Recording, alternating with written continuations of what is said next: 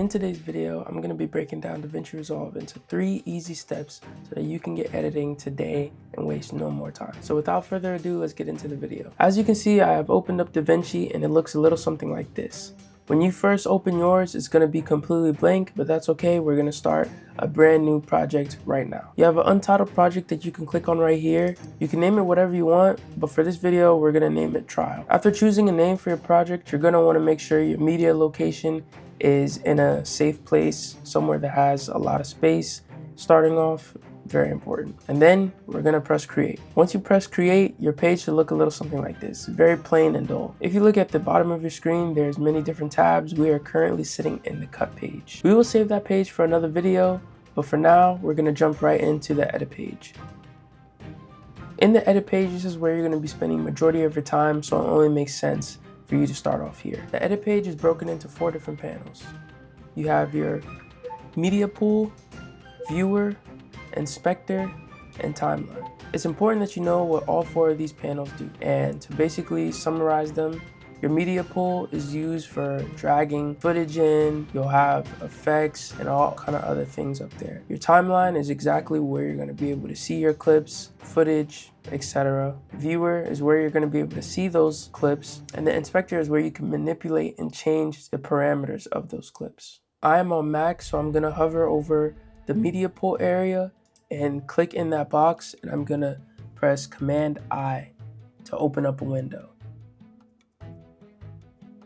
Here I can simply import some footage and can easily drag and drop it into my timeline and get to work. You can see I've imported one video that I recorded of myself and dragged it into the timeline, and now we can see it in the viewer right here, along with the inspector on the right side of the screen where we can change the parameters and different things. Step 2, which is something I wish I really focused on when starting off my DaVinci journey, is keyboard shortcuts. It's gonna speed up your workflow 10 times over. Trust me when I say you're gonna thank me later. If you come onto DaVinci in the top left and click here, you'll see where it says keyboard customizations. I myself already have keyboard shortcuts, so I'll just list a few that I think are very important that you can change later on. Changing a shortcut is as simple as finding one by searching up what it is. For instance, split clip, and right here it says Command /. We can delete those keystrokes and put something else in that will make it easier for us to edit in the long run. I'm left-handed, so I put in H. It's just easier for me to use,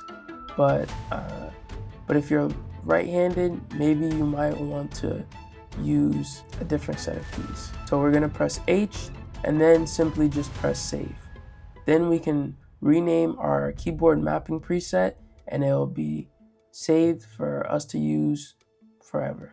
Another thing outside of keyboard shortcuts that's really going to speed up your workflow is playback settings. Up here where it says playback, if you click here and go to timeline playback resolution, most of the time I have this at 1/4. It just saves me the time of processing and my computer running slowly. Especially if you don't work off an external hard drive, this is going to be your best option. This essentially makes the quality of your video in the timeline worse, but you'll be able to play your edits back more smoothly. And my third tip outside of playback resolution is creating optimized media. It's as simple as clicking on your selected media in your media pool and right clicking and going down until you see generate optimized media.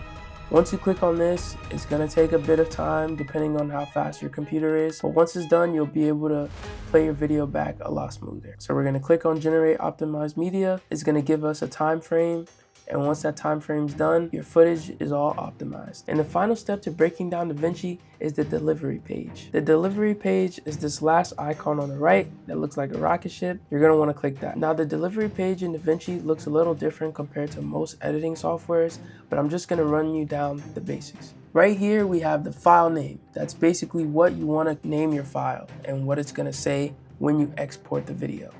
The location, self-explanatory, where you want the video to go. If you're exporting videos for social media, you're gonna wanna keep it something like this, MP4 with H.264. You're gonna wanna make sure that export video is checked off. If you don't have that checked off, your video is not gonna export, I'm telling you right now. Once you have the file name and the location of where you want your video to end up, on your computer, all you gotta do is press add to render queue. Once you click add render to queue, it's gonna pop up on the right side of your screen, right here, something like this. Your video is still not exported yet.